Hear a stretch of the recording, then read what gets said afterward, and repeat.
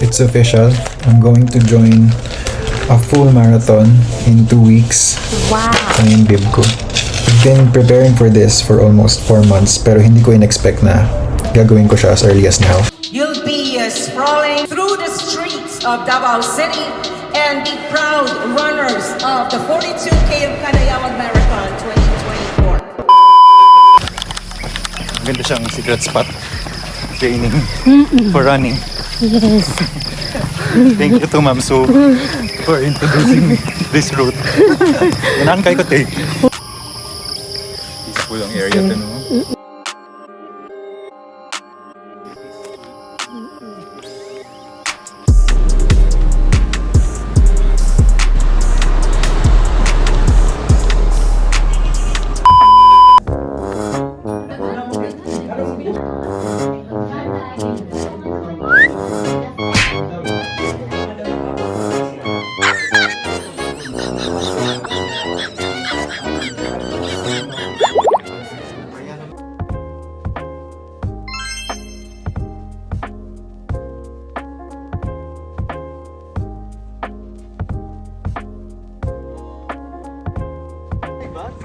Fun run ba to?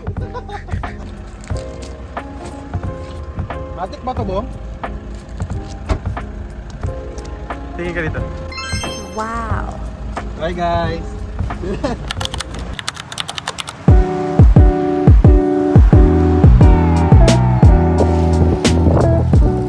Hey! So, nandito ngayon ang coach ko. Siya ang nag-mentor sa akin, si Sir Ken. Hi, Coach. Coach Ken. Sir Ken, bigyan mo ako ng advice ngayon for my first marathon on Sunday. Just enjoy the race, focus sa distance, Okay. focus sa kilometer splits, sa PRs, Okay. sa mga distance na ulong i-achieve. Basta finish strong lang. Wala, Okay. enjoy the race. Kinakabahan ako pero kaya. Kaya. Let's go!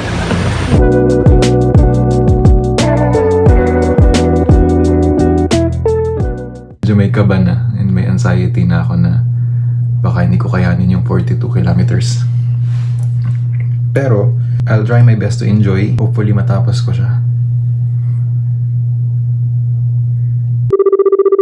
Baka mag full marathon na ako. Ano na, our target date mo or month na ma-achieve mo yan? And for- 42 kilometers for... Ano yung parang training niya?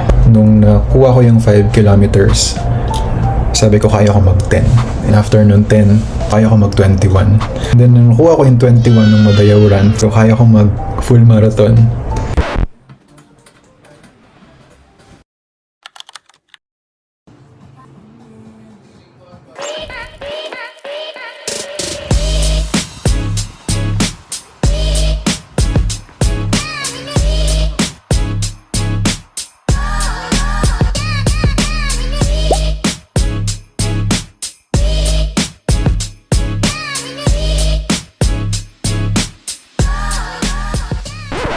Hi guys, so I only have less than 48 hours before the race and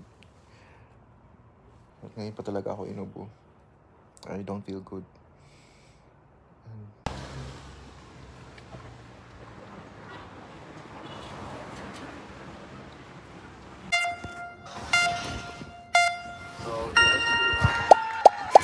Taas ng BP sa ano? Kanina I was worried. Akala ko baka hindi ako makapasa sa medical dahil akala ko nilalagnat ako. Buti lang 35 lang yung temperature ko.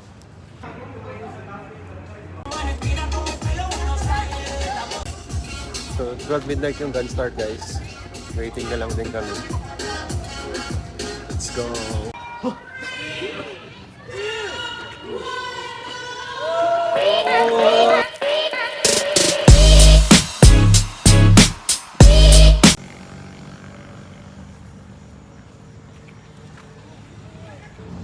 I'm running 8 kilometers now.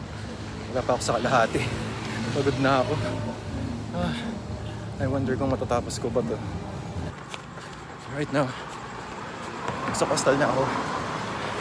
My mind is already giving up. Guys, update. I just finished my first bottle of Pocari Sweat. And then, tinanggal ko na yung sapatos ko. apparently, hindi talaga siya pang race shoes. This is used for recovery days lang. Guys, I'm running 18 kilometers na for almost 3 hours. My body is giving up. Let's go, Rolin. Kaya mo to. Kaya mo to. Let's go.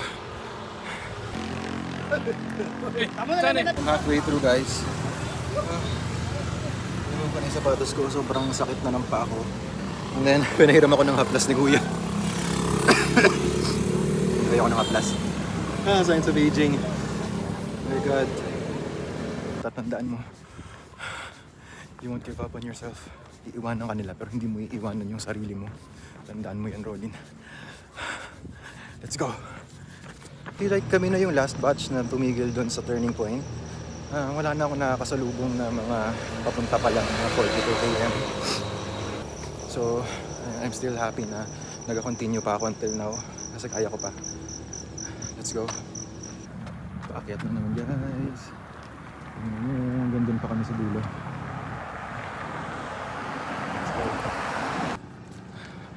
At this point, my mind is really about to give up and my body. Coastal pa lang ako pero naglalakad na ako. Meron pa akong boulevard. Tapos, Azuela. Let's go.